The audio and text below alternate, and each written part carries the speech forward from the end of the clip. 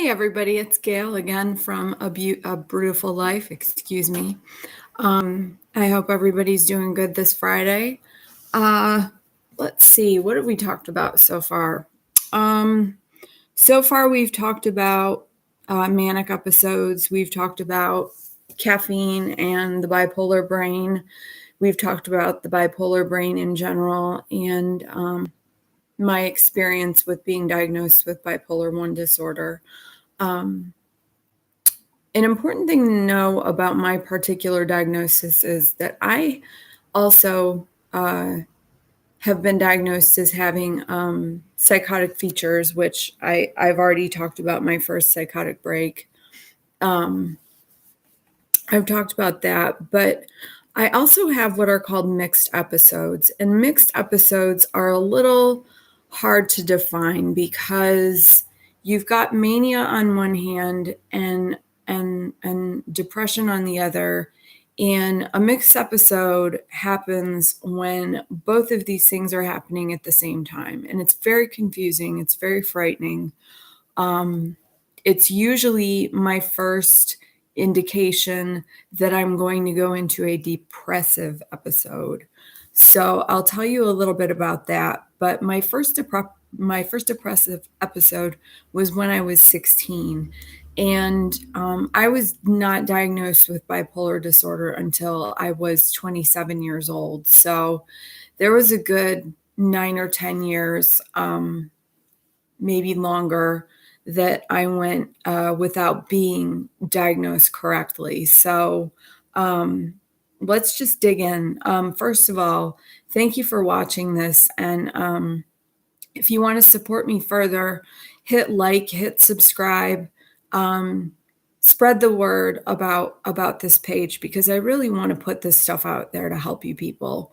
I know that I've looked on YouTube before for answers to some of my questions and some of my problems, and to look for a solution, like self-help solutions. And I'm not saying I'm a self-help guru by any chance or by any means. But I think that some of my information might help some people that might be kind of struggling with whether or not they might feel like they have bipolar disorder or another mental illness. So if you feel like any of these symptoms sound familiar to you, or you're having other symptoms and you don't quite know what to make of them, I really encourage you to talk to your physician.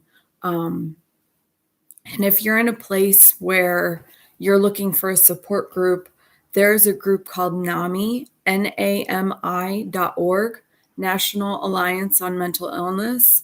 And they have a lot of helpful resources there. So NAMI.org.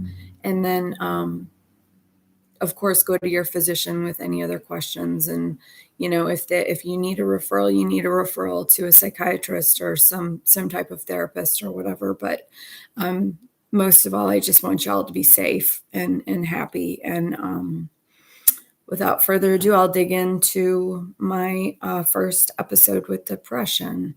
And I know I touched on this a couple videos ago when I gave my overall introduction to having bipolar disorder. But I do have to say, when I had my first depressive episode, it was not diagnosed as a bipolar depressive episode. It was just diagnosed as major depressive disorder. So that was my first diagnosis. I was in 10th grade. I was 16 years old, and I was suffering from thyroid disease. And it was severe enough that I had to be homeschooled. So I had a tutor who would come over because I could not get to sleep at night. I could not sleep. And so I couldn't get up in the morning to go to school like everybody else. So I had to do kind of an alternative education where the tutor would come later in the morning after I was able to get some sleep. And I was out of school for close to 4 or 5 months. And that doesn't sound like much.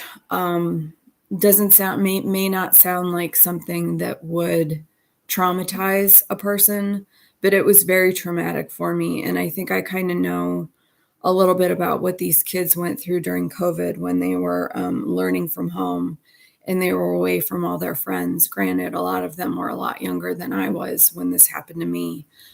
But I know the trauma of isolation, and I'm not necessarily a person that needs to be surrounded by a lot of people all the time, but I also can't be alone, like completely alone, because it just gets me thinking. And I'm a deep thinker. I think. And then I rethink what I thought. And it's just a vicious cycle for me. But anyway, I was home, being homeschooled and isolated from my friends. And at this point, it was kind of an out of sight, out of mind thing. I know that I wasn't at school, so they probably weren't thinking of me, or maybe they were, but they had a funny way of uh, letting me know. And it wasn't their fault. It really wasn't anybody's fault that I was feeling as isolated as I was. It was the disease's fault. And I don't blame anybody for my unhappiness at all. It was all chemical. Obviously, it's all chemical. There came a point where I actually didn't leave my house for 6 weeks. And mentally, between December and probably March, I really started to check out mentally. I would be in a dissociative state for most of the day, except for when I was doing my schoolwork, and I just wanted to be somewhere else. I wanted to be anywhere but there, but at the same time, I didn't want to go anywhere, which I know makes no sense, but I wanted to be gone, and I wanted to stay put at the same time. So I had never felt like this before. This is the first time I'd ever experienced real depression, and it was real depression. November to May was probably the darkest, darkest point in that whole episode. It was a long episode, and it took a while to get diagnosed and get treated. I did end up in a hospital, and it was a very old hospital. They did things much differently than they do at the behavioral health hospital here in my town. The hospital doesn't even exist anymore. It was that old and that decrepit. It was awful. I hate to say it because now I've been in 2 different hospitals in my life, and they are totally opposite ends of the spectrum from each other. I was in the hospital when I was in 10th grade, when I was 16. And I'm not going to talk a lot about it because it was pretty traumatic, because we got really like treated like an animal.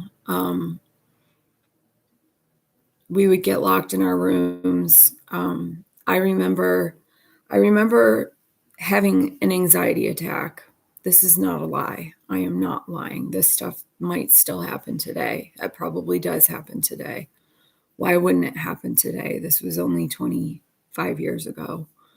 They gave our medicine, like it seemed like we all took the same medicine at the same time, which is kind of standard, but it all seems like we took the same thing at the same time. And one of the things that they gave me to kind of tranquilize myself worked the opposite. And I got really irritable and agitated, and I started crying. And of course, it was bedtime, and I was the youngest patient there. And it started upsetting everybody on the ward. They put me in a straitjacket, and they put me in a padded room because I would just not calm down. And so I stayed laying down in a straitjacket on the floor of a padded room when I was 16 years old, in the first hospital I was ever admitted to. So if that tells you how times were then and how times are now, I don't know what else does, because I still have a lot of trauma with that, and that's all I'm going to say about that hospitalization, was that they really did it the old school way, and that was their first mistake. But I made it out of there, and I was put on my first antidepressant, and within 6 to 8 weeks, I was starting to feel better. I just never thought I could be as low as I go. And 90% of the time, my episodes are manic episodes because I have bipolar 1 disorder. One of the characteristics of differences between bipolar 1 and bipolar 2 are that bipolar 1 is the more severe form of bipolar disorder. It is characterized by manic episodes primarily. That's not to say people can't have depressive episodes, but it's more common for them to have manic episodes. People with bipolar 2 disorder can also have manic episodes, but they're more hypomanic, which means that they are less manic, less likely to go into full-blown mania, and they have more depressive episodes than somebody with bipolar 1 disorder. So the caveat to putting somebody with bipolar 1 disorder who's in a depressive episode on an antidepressant is that that can trigger a manic episode because you're trying to flood your brain. Blah. Sorry, guys, it's Friday. I really appreciate you listening. Where was I going with this? So bipolar 1, bipolar 2, and bipolar 1 disorder with antidepressants. Yes, that's where I was going with this. Yeah, they'll get you out of a depressive episode pretty quickly, but you've got to be really mindful and really know yourself to know if you are noticing any slight changes, like you're going in the opposite end, in the opposite end of the spectrum, and you're starting to feel a little more activity, a little more energetic. If you're in that boat, you got to go to your doctor right away because you do not want to flip the other way, because manic episodes can be just as scary, if not scarier, than depressive episodes, because with manic episodes, you can really lose your mental faculties and do things that you thought you'd never do before. I'm guilty of doing many things that I thought I would never, ever do, and I did them during a manic episode. I can't tell you how many tattoos I have. Honestly, I like them, but I kind of regret them because they were manic moments, is what I call them. And I don't think things all the way through when I'm manic, but I'm sorry, this is about depression, and we'll get back to depression. I think I left off by saying that I went on my first antidepressant, and within about 8 weeks, I started to feel more like myself. So that was the end of my first depressive episode. And that's how I wrapped up the school year for 10th grade. Sorry, I keep notes. I was even able to hold a little job down over the summer between 10th and 11th grade. And I guess at the end of the day, my experience with depression is that it's so difficult. With mania, you're just kind of going at your own pace, and you're going on your own steam until you run out of steam. But with depression, you're so much more aware of how everybody around you is treating you and how everybody around you is reacting to how you're reacting and how you're feeling and what you're going through. You're much more aware of that when you're depressed, and that in itself is depressing because you know that people don't want to see you going through the pain that you're going through. All that I can say about that is to my family is when I'm going through a depressive or manic episode is, I have a very loving father who says, when you're upset, I'm upset. When you're happy, I'm happy. But you know what? Ultimately, you guys need to be happy whether I'm well or not. And your family and your friends need to understand the same thing, that they need to go on with their lives, no matter how hard of a time you're having. They need to still be happy for themselves. And I know that that's really hard to hear, and I'm probably going to get knocked for that, but it's true. I can't be responsible for other people's happiness or unhappiness. And I think as people with mental illness and people pleasers and just being a woman in general, people pleasing is something that I do. So I'm guilty of kind of trying to ride the waves without upsetting the rest of the ship and upending everybody else's lives in the meantime. So I'm going to end it on that note. That was my first experience with depression, which would later be diagnosed as bipolar disorder.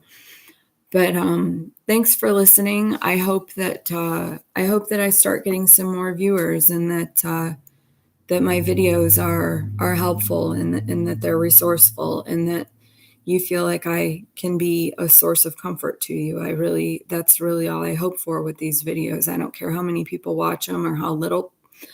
I don't care about that. I just care about helping all of you. And I'm going to end it there and wish you all a happy weekend.